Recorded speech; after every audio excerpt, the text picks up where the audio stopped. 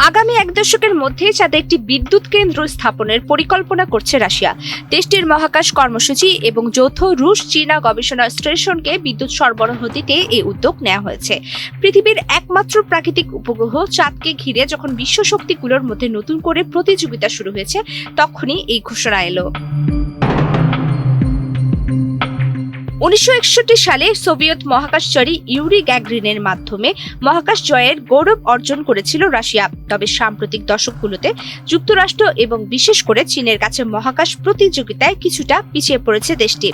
2023 সালের আগস্টে রাশিয়ার মহাকাশযান লুনা 25 অবতরণের সময় বিধ্বস্ত হওয়া ছিল তাদের জন্য একটি বড় ধাক্কা। পদ্মা সেতু, মেট্রো রেল এবং এলিভেটেড এক্সপ্রেসওয়ে নির্মাণের গর্বিত অংশীদার বসুন্ধরা সিমেন্ট। সেই ব্যর্থতা কাটিয়ে উঠে আবারও মহাকাশে শক্ত অবস্থান তৈরি করতে চাইছে মস্কো।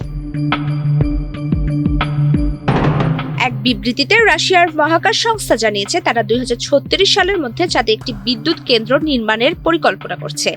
এর জন্য তারা লাভোচকিন অ্যাসোসিয়েশন নামের একটি মহাকাশ প্রযুক্তি প্রতিষ্ঠানের সঙ্গে চুক্তিও সই করেছে।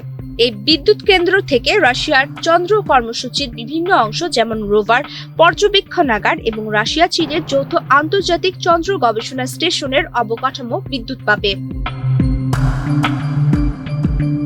রাশিয়ার মহাকাশ সংস্থার বিবৃতিতে সরাসরি পারমাণবিক শব্দটি ব্যবহার না করা হলেও প্রকল্পটির সঙ্গে রাশিয়ার রাষ্ট্রীয় পারমাণবিক সংস্থা রোসাটম এবং দেশটির শীর্ষ পারমাণবিক গবেষণা প্রতিষ্ঠান কুরচাটভ ইনস্টিটিউট যুক্ত থাকার কথা জানানো হয়েছে। এ থেকেই ধারণা করা হচ্ছে বিদ্যুৎ কেন্দ্রটি পারমাণবিকই হবে।